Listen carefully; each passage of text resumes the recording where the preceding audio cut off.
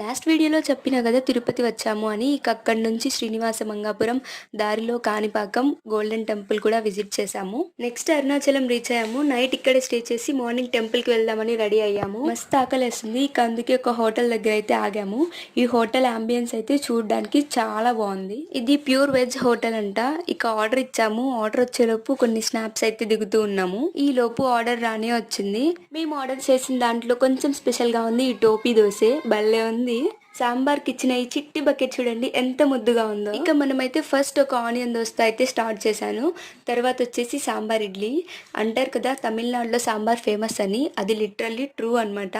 సాంబార్ దా ఏకదమ్ ఉంది టేస్ట్ అయితే. అదేంటో కానీ ఈ హోటల్లో ఏం తిన్నా అమృతం లెక్కే ఉంది. మా ఆంటీకి స్వీట్ తినాలనిపిస్తుంది అని చెప్పగానే వాళ్ళకి అవైలబుల్ లో ఉన్న ఒక స్వీట్ అయితే తెచ్చిచ్చారు. ఇది రవ్వతో చేశారు, చాలా బాగుంది. చివరిగా కాఫీతో ముగించాము. Vlog to be continue. Stay tuned.